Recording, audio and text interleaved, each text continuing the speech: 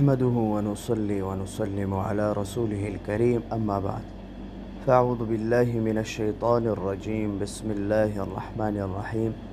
تمام سننے والے سامعین کو السلام علیکم ورحمۃ اللہ وبرکاتہ۔ آج کا 16واں سبق لے کر آپ کی خدمت میں حاضر ہوں قرآن ٹیچنگ کی طرف سے۔ آج کے اس 16ویں سبق کے اندر ہم سورۃ التکاثر، یہ تجوید، ترجمہ اور تفسیر کے ساتھ انشاءاللہ ہم پڑھیں گے۔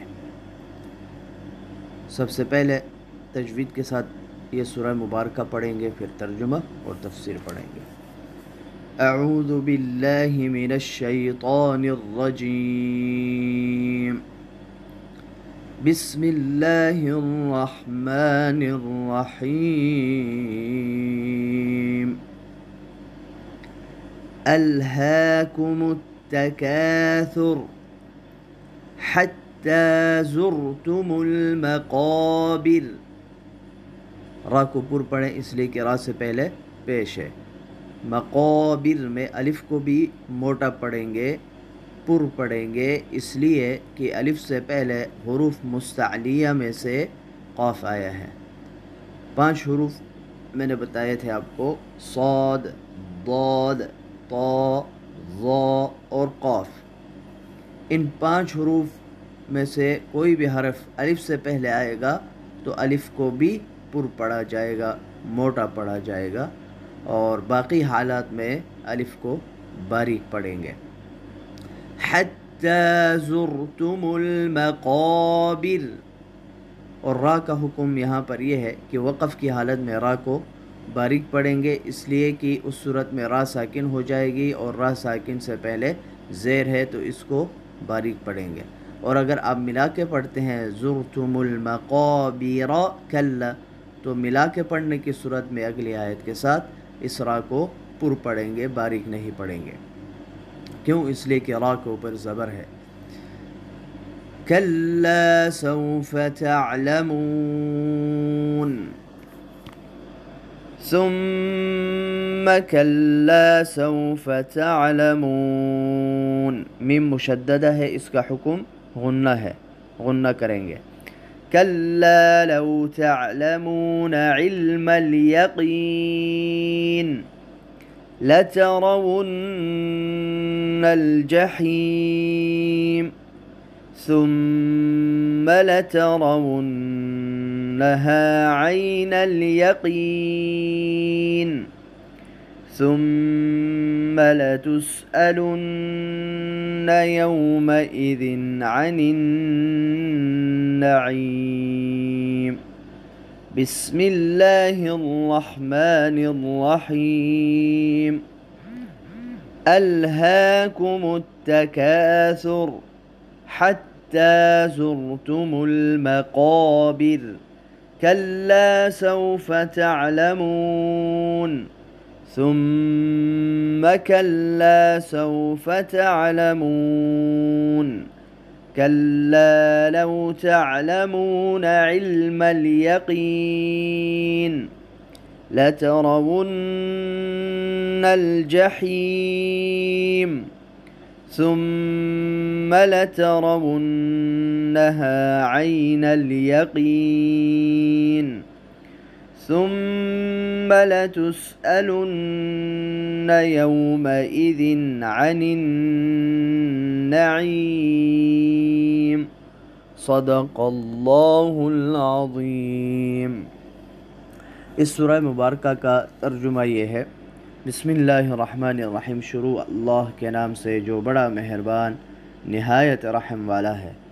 الہاکم التکاثر، تم کو کر دیا کثرت کے مقابلہ نے غافل۔ الہاکم، تم کو غافل کر دیا، یہ لفظی معنی ہے۔ التکاثر، کثرت کے مقابلہ نے، حتی، یہاں تک کہ، زرتم، تم نے زیارت کی، المقابر، قبرستان کی یا قبرستانوں کی جمع ہے۔ کلا، ہرگز نہیں، سوف تعلمون، عن قریب جان لوگے تم۔ ثم، پھر، کلا، ہرگز نہیں، سوف تعلمون، ان قریب تم جان لو گے۔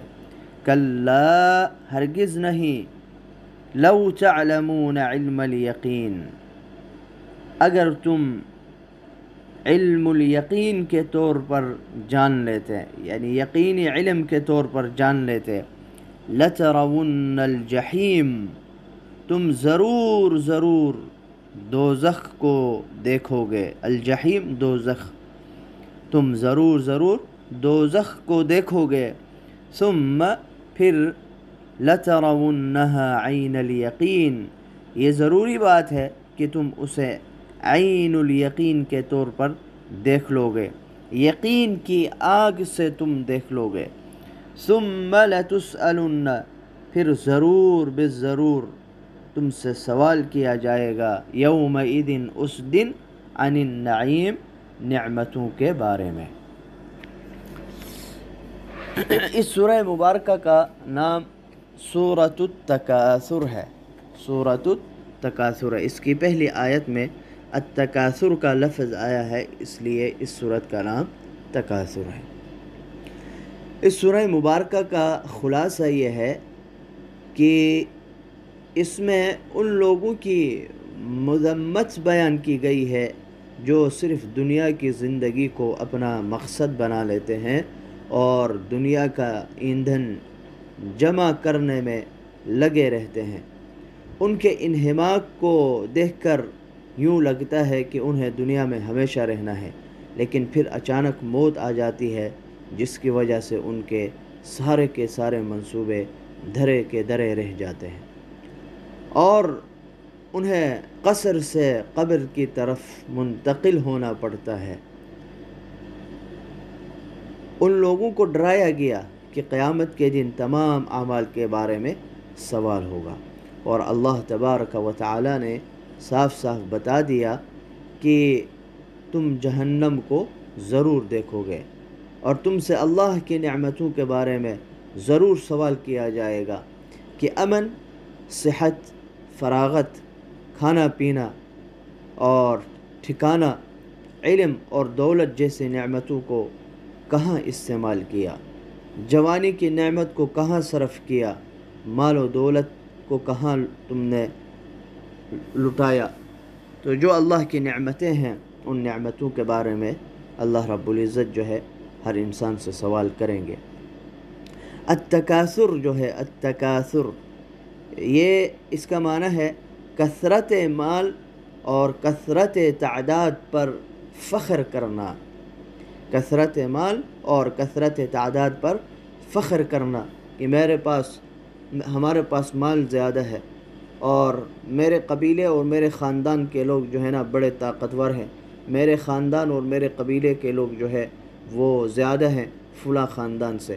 یہ فخر کرنا مال میں اور تعداد میں اور کثرت میں ایک دوسرے پر بازی لے جانے کی کوشش کرنا، یہ معنی ہے التکاثر کا۔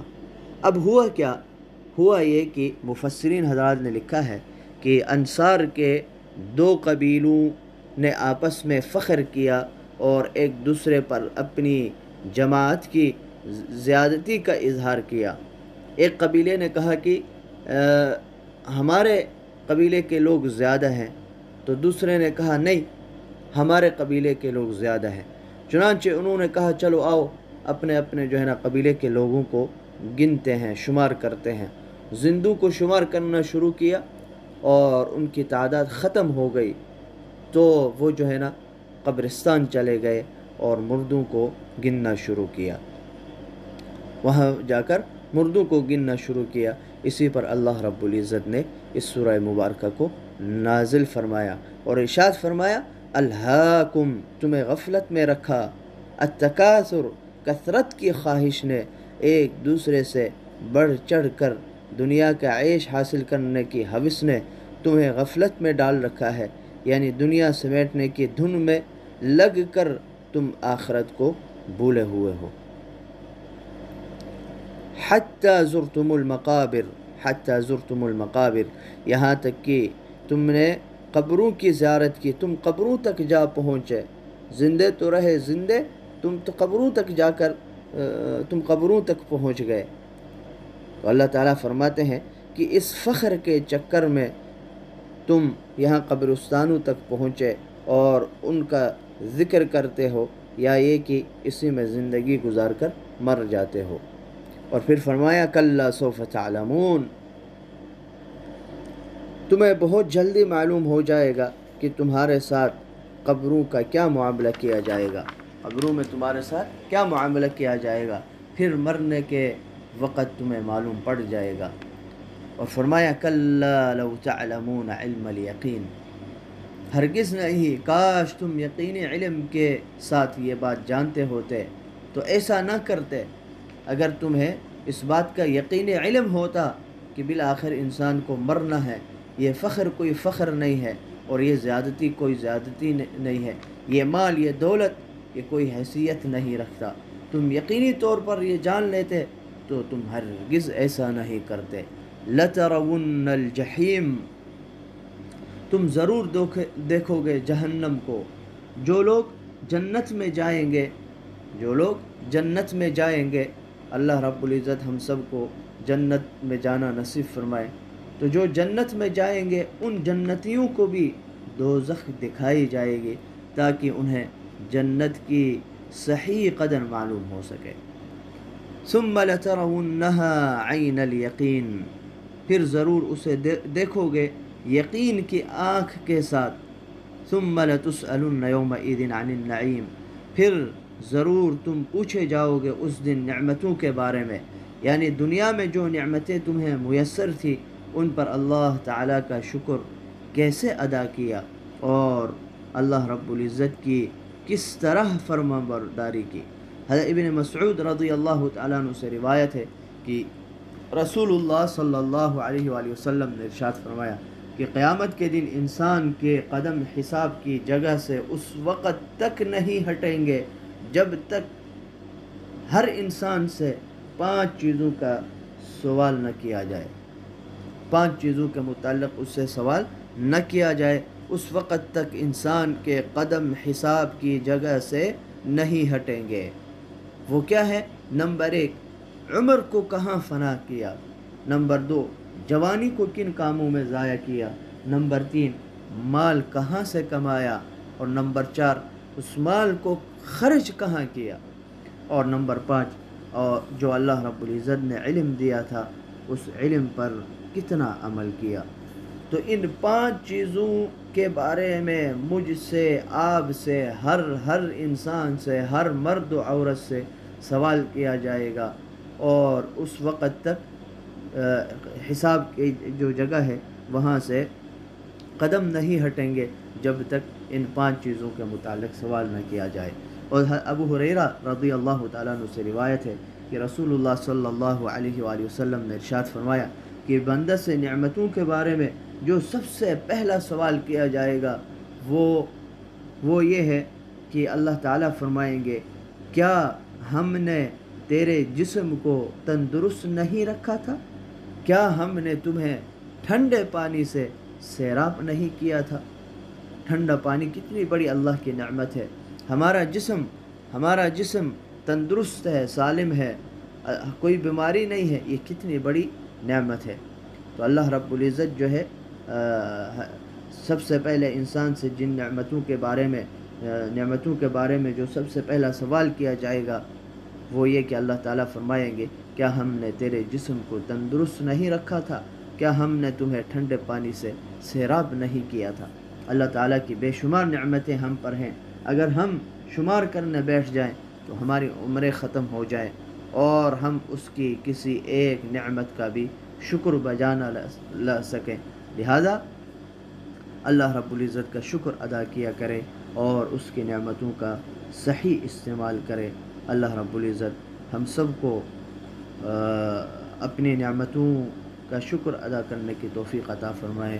السلام علیکم ورحمۃ اللہ وبرکاتہ۔